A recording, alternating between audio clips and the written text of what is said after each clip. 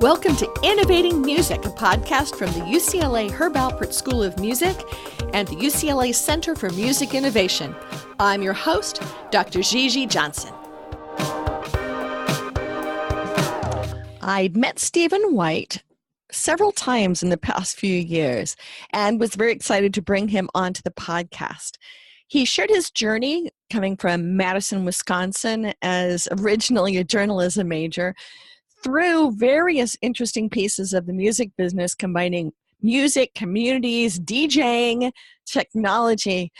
All of this led him through Gracenote and now at Dubset and its product MixBANK.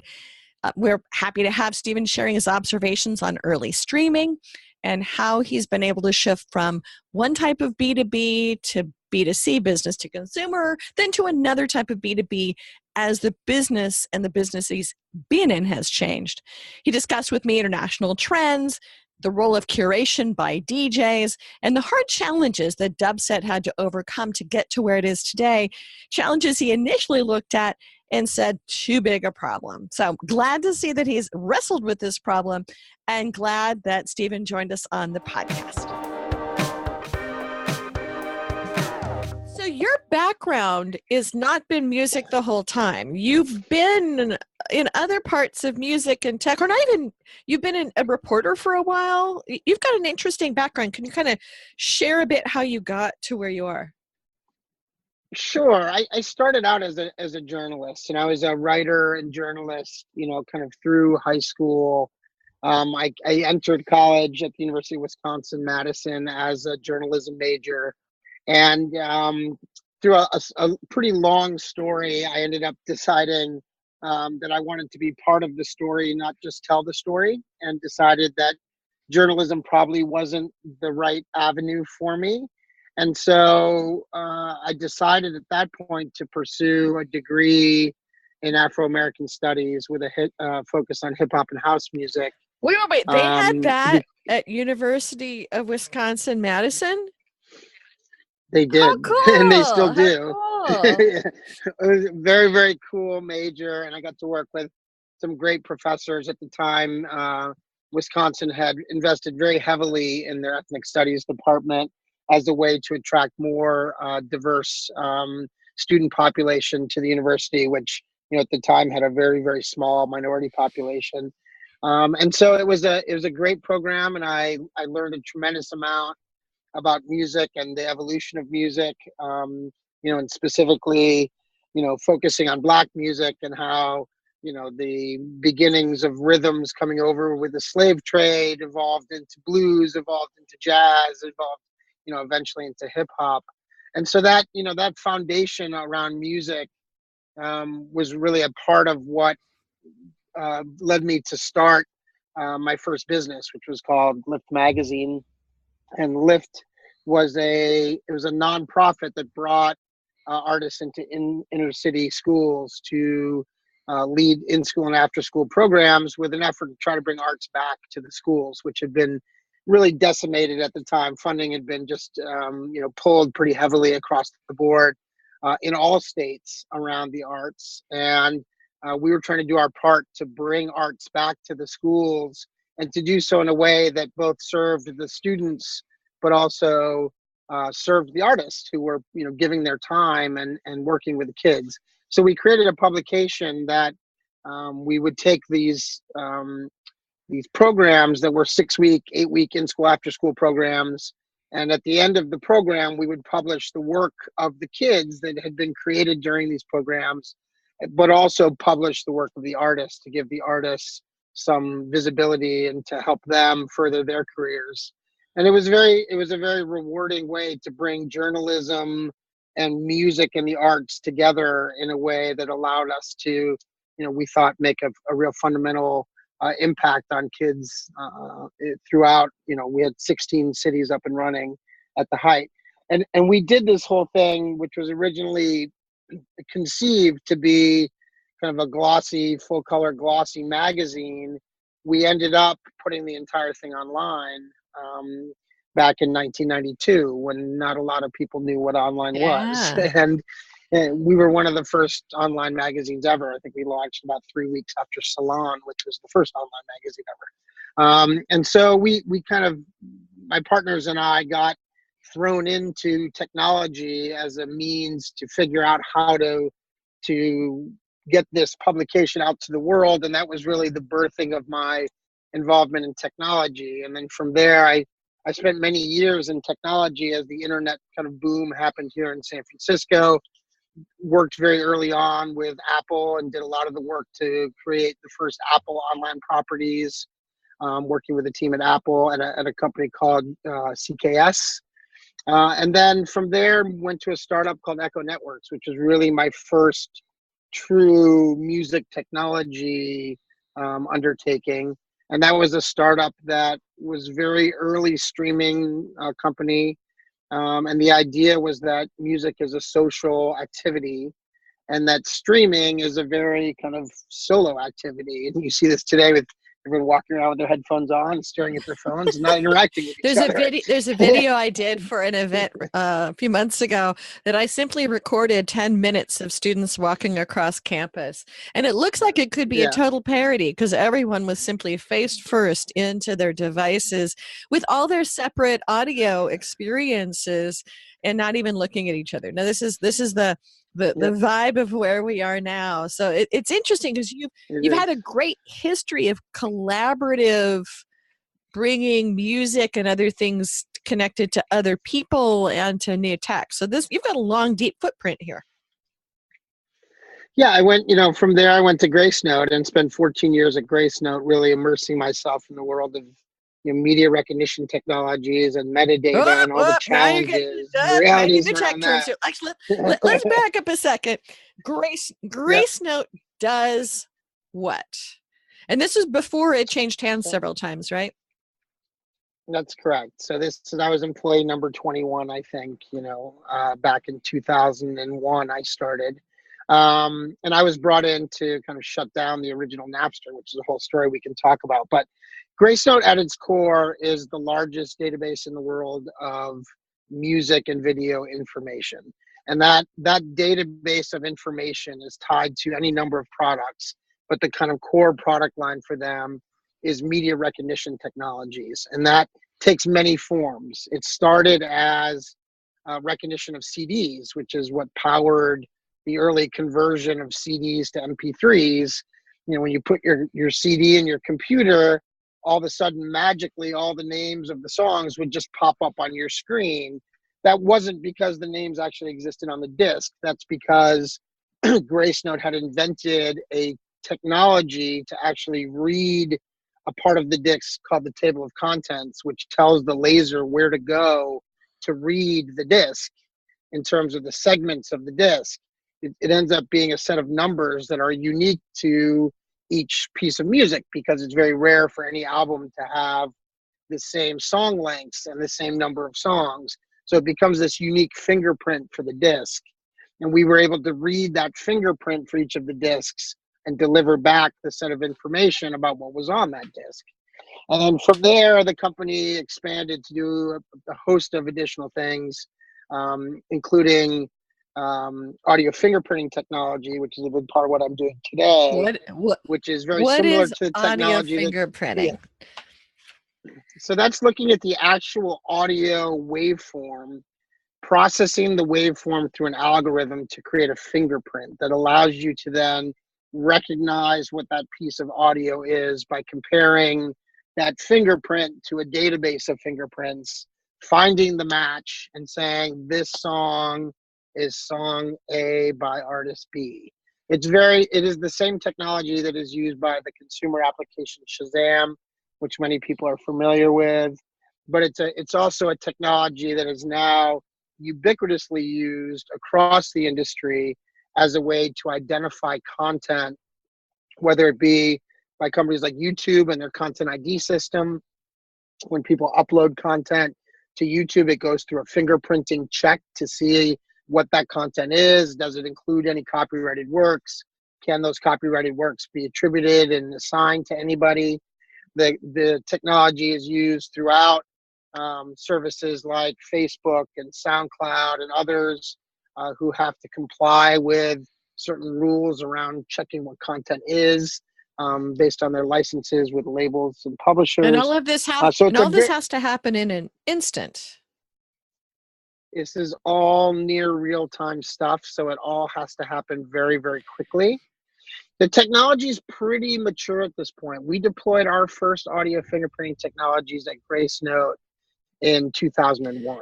So it's been, 18 years, 17, 18 years of this technology being developed and refined and getting better and better and better, to the point where we really only need a couple seconds of audio now to identify something. And we can identify it in milliseconds, meaning that before you can blink, we've come back with an answer. So somehow I'm remembering that Philips is one of the early dance partners in this and really doing a lot of that work. Yes, Gracenote actually acquired their fingerprinting technology from Philips. Okay. Philips had a lab in Europe that was focused on a lot of these kind of advanced technologies in the audio space. And as Philips as a company moved away from audio as a business line, they started to sell off various parts of these technologies, and Gracenote acquired the fingerprinting technology from Philips. The other one that was a big developer of this technology early on was Fraunhofer, the Fraunhofer Institute in Germany, which is a big research institute in Germany that's most famous for inventing the MP3 and the codec that is now kind of ubiquitously used as the MP3 codec, which is just a compression technology that allows for the creation of digital files that are smaller and therefore more portable and able to be streamed easier and delivered easier across the internet. And Gracenote also acquired some of that technology from Fraunhofer. My weird history with some of this stuff is that I was on the board of Auditude, which is also was working with Philips. Yep. Yeah. And that got sold between, I think, Yahoo and Adobe in its parts and That's pieces. correct, Yeah. As we're all trying to figure out how to identify, and I remember back from that era that, and people were finding ways to screw with it. So whether they're speeding up the content or changing the pitch, and from what I'm understanding, that's still part of the dance. It is, and like any technology, it has its limitations in terms of what it can do and what it can't do.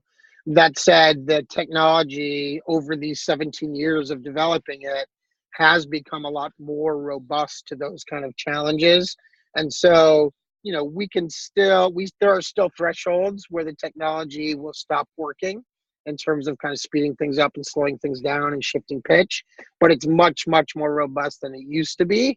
And we're able to, support much broader thresholds in terms of what we can actually identify. So how did your life move from Gracenote, which then changed hands a few times, to Dubset, which I think you were originally on the board before you came on as CEO? How did you start into that adventure?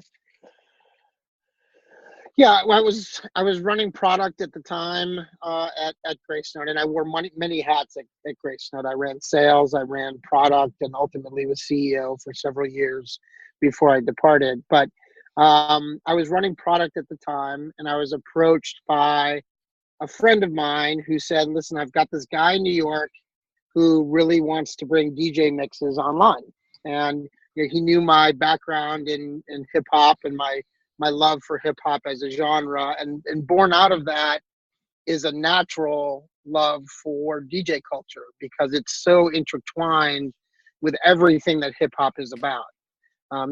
There's no way to separate the two. DJs are, at the core of what hip hop has always been, and they always will. Now I have to ask. Even in I have to ask the bridging question: Do you Yep. DJ?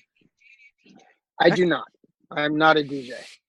I've been known to get on the mic once or twice, but I'm not a DJ. So he approached me about this, and I honestly, the first time he approached me, I said, "Tell the guy to go do something else. This is a really, really hard problem, and it's one that I don't see a possibility that it can be solved." But he kept on me, and he kept after me. He's like, "Listen, this guy just really wants to talk to you, really wants." So finally, I sat down with this guy. His name's Dave Stein. He's the original founder of Dubset. And what he said three things to me that really resonated. The first was, he said DJs, and this is 2009. He said DJs are the new rock stars. Over the next 10 years, DJs will come out from behind the shadows and will be very front and very front and focused as and recognized as artists, and as part of that will start to be charting artists, which has turned out to be very, Yep. very true. He said electronic music and dance music is our generation's hip hop, and is going to continue to grow in popularity. It's going to be the biggest genre for this generation, which again has turned out to be very true.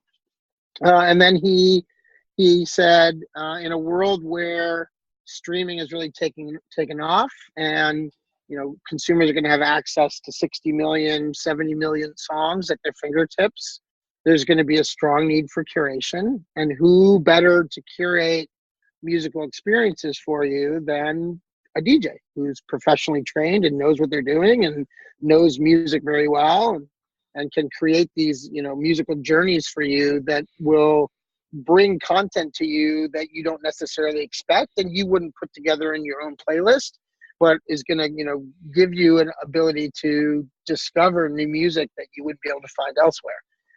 And so I kind of sat back and thought about those three things, and I said yes, yes, and yes. All three of those things are very true.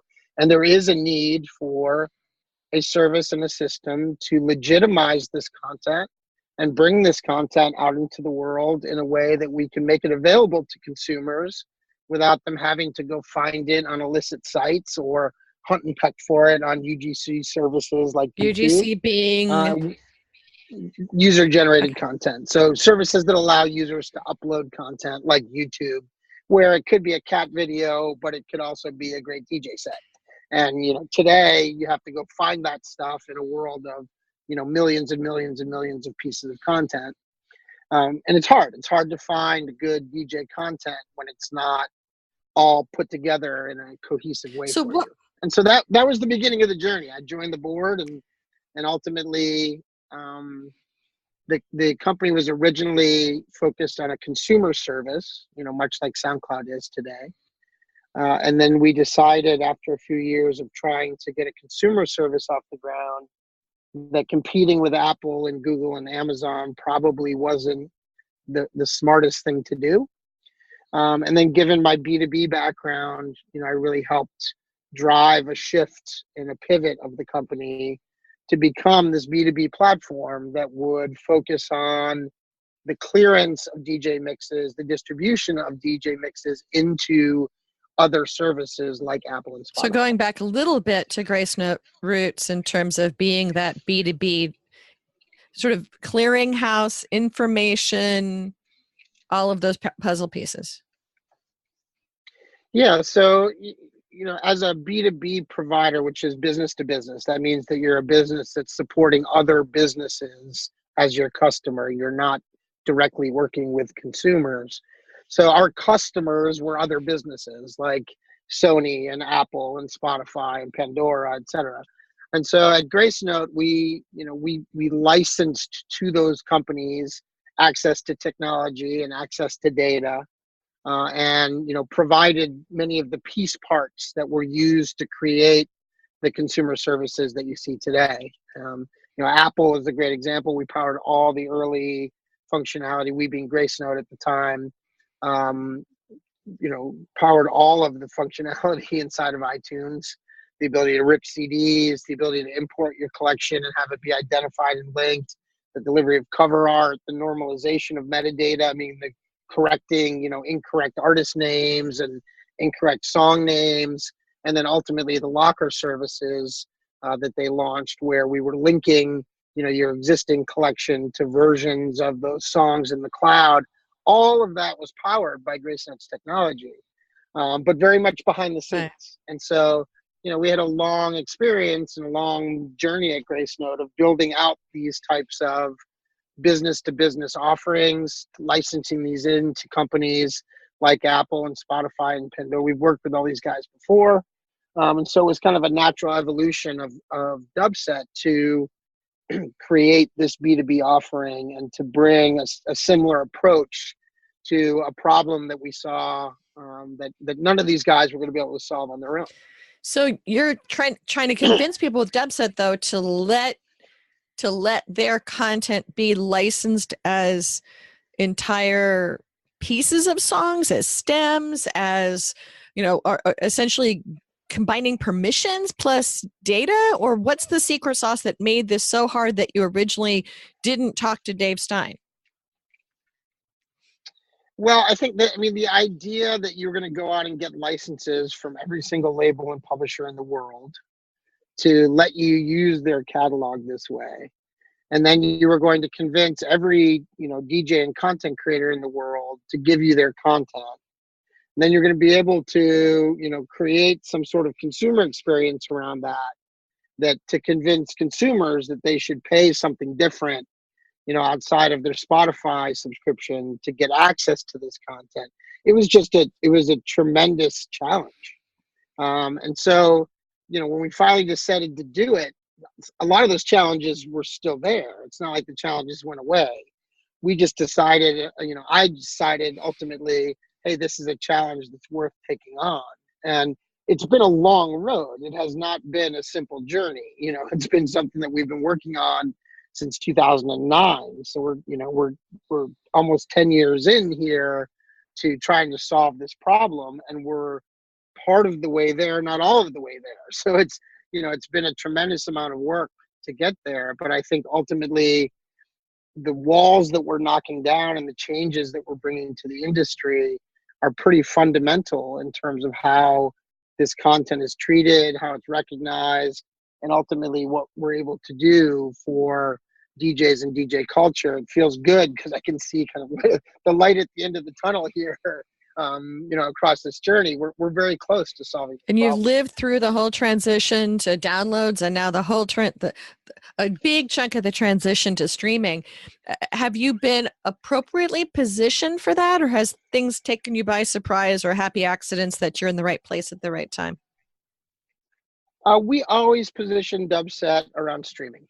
We never focus the company around downloads, and so from that perspective, I think we made the right bet early on that streaming was going to be the way that most consumers would consume this type of mixed content, for a couple reasons. One, these files are large, these sets, DJ sets on average are over an hour long.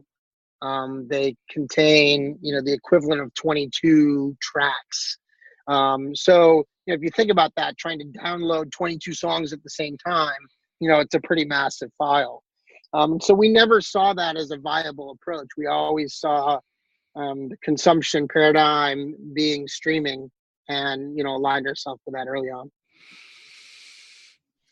And so the business's transition to be in alignment with where you were going. Has the international side of it also moved in good alignment to where you were taking the business, or has that been slower or faster to develop? We're on different roads in streaming in different countries. So I would think that combined with DJs being in, I tend to think, big European business, different in other countries. Has the global side lined up with you well? It has. There's always going to be parts of the world that are, behind in terms of some of the infrastructure required to really support, full streaming. And I think we've still got a ways to go, in parts of South America and Southeast Asia and Africa, certainly, before we've got, full infrastructure in place. And more importantly, the kind of carrier plans and approaches that align with the realities of how people consume, content. So yes, in many ways, the parts of the world that have the infrastructure in place have, adopted streaming pretty heavily. Korea, for example, South Korea, 85% of the population has, full broadband, access. That's a pretty high number. So we've always seen kind of, very good traction in places like Japan, in South Korea, in parts of Europe that, you know, are kind of heavily dance focused, like Germany and France, that have that kind of infrastructure in place. But still, you know, still a long way to go in some areas. And the services that tend to, you know, exist in Africa and India and parts of South America that don't have as broad access to broadband still tend to be either tethered download or download focused. And in those areas, we just don't play yet today. Or side loading, it's a bit of a pain still and all that fun stuff. Yeah. Yep. Yep. So you are now at a growing sweet spot, or is it that there's more big things to overcome or new competitors have come out because of the technology shifts? What's the environment in 2019 where we are right now? Well, 2019 is going to be a huge year for Dubset. We've really put a lot of the foundation in place that's required to support our business across 2017 and 2018. In 2017, we announced our first major label deal with Sony Music. That was really a kind of foundational piece for us. And, you know, kudos to Dennis Cooker and his team at Sony Music, who really have embraced what we've been trying to do here and been very early supporters of it. That has really allowed us to grow the market around kind of that cornerstone tenant in the mall, and allowed other people to come on board knowing that a big player like Sony is supporting this. Since that deal, we've added over 50,000 labels and publishers to the platform. And we've done another, you know, big deal in 2018 with Merlin, who represents the independent labels, and allowed us to bring a very broad number of independent labels onto the platform, giving us access now to a catalog that's north of 35 million songs. And so that foundation really has allowed us to start to really innovate with the DJ community, and more importantly, with the distribution providers like Apple and Spotify. And Apple in particular has been a fantastic partner for us. Many of the listeners may not know this, but Apple very recently, at the end of 2018, created a genre for DJ mixes. So DJ mixes and live sets is now a genre of its own inside of Apple Music. And because of that, we now have a whole dedicated home inside of Apple Music where we're delivering mixes, you know, at scale. And there's, you know, hundreds and hundreds of mixes available through that, you know, kind of homepage, and thousands of mixes now available on Apple Music. And consumers are reacting very positively to this content. You know, we've seen our stream rates just go through the roof across 2018. We expect all of that growth to continue in 2019. We have some exciting announcements coming up with new content partners. We'll bring more catalog into this service. Can't talk about who they are yet, but very exciting ones for us. I was going to say, I'm assuming announcements are sometimes conference adjacent or event adjacent. We have lots of events coming up this spring that I'm assuming that we'll be hearing some of this in association with. Yeah, you'll be hearing the first set of announcements will be coming in the next couple of weeks, actually. So we've got some big ones to announce pretty quickly here. But yes, we tend to announce things around, you know, conferences like NAMM, which is a big conference for, you know, equipment manufacturers and the folks that create the software and hardware that DJs use when they perform and record. And then South by Southwest, which is a big conference in Austin, Texas. That's a big, you know, music and media conference. And then there's another big conference in May called IMS, which is a big electronic music and dance music conference that happens in Ibiza. And you very much bridge almost, I was going to say the two sides of music. There's more than two sides of music, but a lot of businesses tend to deal with recorded music or live, and you were in an interesting space working with live recorded equipment, all sorts of, you know, it's very much of a interesting multi-sided platform that you're dealing with all these different parts of a growing business. It is. We have, you know, kind of three spokes of the wheel as we talk about it, which is, you know, our content the content owners themselves, the labels and publishers, who ultimately are our customers. That's who we serve as a customer base. But we also, clearly serve the DJs, the content creators, and we also have, very close partnerships and service the distribution services, the Apples and Spotify's of the world. So we've got to service all three of those, groups. And then within each of them, there's some nuances to those. Publishers are very different than labels. Domestic labels and publishers are very different than international labels and publishers. And so there's quite a bit of nuance to it all. And it would be something that would be very hard to do with an inexperienced team that doesn't kind of know the industry very well.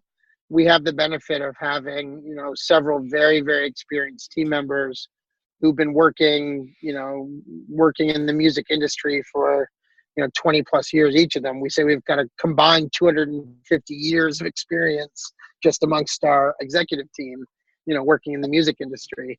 That's really important when you try to take on these hard challenges, because if you don't kind of know ahead of time some of the big, potential pitfalls, what happens to a lot of startups is, they have a great idea and they take that idea and they try to bring it to fruition, not knowing that there's kind of a big hole around the corner that you're about to fall into. And if you can't foresee that a little bit and kind of plan for it through having an understanding of how the industry tends to look at these things, it makes it very difficult. And even with our knowledge, I'm not trying to say we haven't had our twists and turns. It's music is a tough business, and you've got to roll with the punches a bit as the industry evolves and you learn things. But it has helped quite a bit to have a very experienced. And I would say evolved might understate it, because we're going through tremendous changes just even in the past 2 years in this. I was going to say surge to streaming, but that possibly even understates it. A tremendous change in the entire plumbing of the business. And we're in the midst of, as we sit here in early 2019, trying to figure out what the Music Modernization Act is going to be doing in terms of operationalizing some of this. How does that affect you guys? The MMA doesn't affect us. That's the Music Modernization Act, typically referred to as the MMA. And that's for everybody that doesn't know what that is. That's a bill that has just gone through Congress and been signed by the president into law, that modernizes some of the approaches, specifically around publishing. Mm-hmm. So the publishing side of the right side of the streaming side of what you're doing then is going to fold into it. Yeah, so the current version doesn't really speak to what we do, because it's very focused on masters and how masters are used, master recordings are used. So the original recording that's put out by the label, that recording has a set of publishing rights that are associated with it. And the way that those publishing rights have been conveyed in the world of streaming is very different than how it was conveyed in the world of downloads, and very different than how it was conveyed in the world of radio and some of these other, distribution mechanisms. So the approach around streaming, which was put together, kind of in the early 2000s, before we all knew kind of how this was all going to play out and how these services were ultimately going to end up operating, with its best intentions, was a very clunky approach, and it was very, very difficult for any of the service providers to comply with the law. And so it's done some great things to streamline things around the use of master recordings and original recordings, but it really doesn't speak to derivatives. And derivative is anything that's been changed from its original form. So what we work with is really specific to derivative rights. And as a result of the fact that none of the legislations really dealt with derivatives before, because nobody has really kind of tried to solve this issue, derivatives have been in this world of kind of direct licensing, where the problem that we're trying to solve is, you as a content creator, you used to have to go on a one-off basis, go and license all this stuff, meaning If you created a mix with 22 songs and you wanted to commercially release that, you'd have to go get 22 licenses. You'd have to go get 22 licenses. So the MMA doesn't simplify around you. You continue to have then that ability to take all of these direct agreements and make business happen that is not being simplified or at least specified by the upcoming rules in the MMA. That's right. So we have to continue to innovate kind of around the MMA. The MMA will help in terms of, creating this centralized registry. One of the parts of the MMA, the requirements of the MMA, is that there's the creation of this centralized registry of publishing information. Publishing is particularly tricky because for any given song, there may be multiple publishers who represent the various song makers. And so you may have 3, 4, in the case of hip hop, sometimes with 15 different contributors, you have 15 different publishers for one song. And so the ownership information for this stuff has been dispersed very broadly. And as a result, it's been very hard for anybody to get a true understanding of who owns what.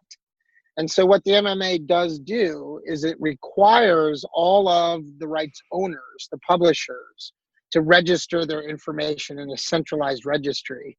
That's helpful for all of us across the industry because it finally creates in one place, a kind of a database of truth of what this stuff is, in a way that it forces the publishers to make sure their data is correct there.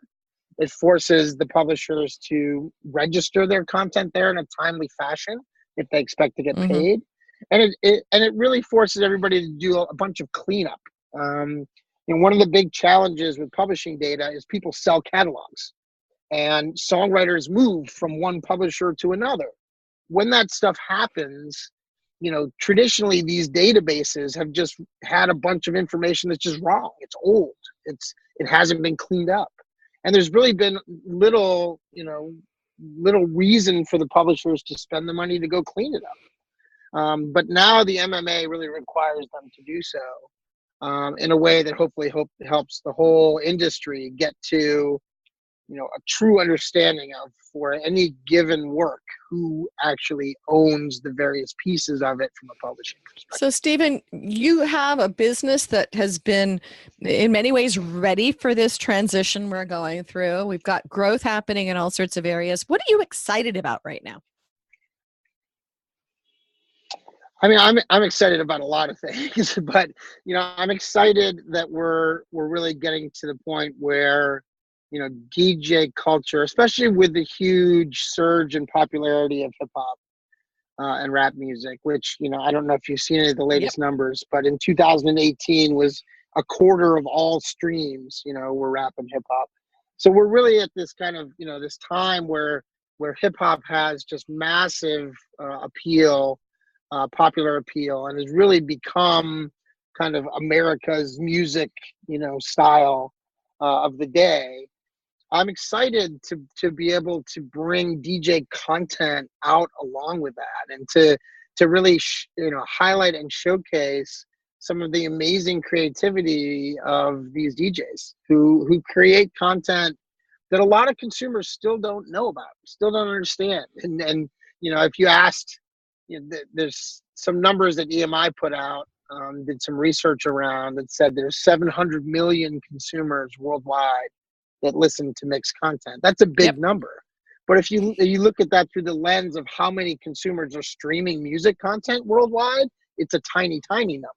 And so, we're excited to expand the user base and expose more people to the joy of a DJ set and the amazing content that DJs create, and to really give DJs a platform to be able to showcase that creativity and to be able to bring their content to consumers in a frictionless way without having to worry about all of the complexities of licensing. So a DJ would find resources then by going to dubset.com? Actually, go to mixbank.com. MixBank is the name of the product, and that's where DJs can sign up for free can upload their content. We put it through the clearance process, and then assuming we can clear it, we'll get it out for them and actually distribute it out on their behalf to Spotify and Apple and Tidal and all of our distribution partners. We create the DJ's artist page for them in those services and help them start to build their repertoire of content. And on the flip side, the tech under the hood is MixScan then?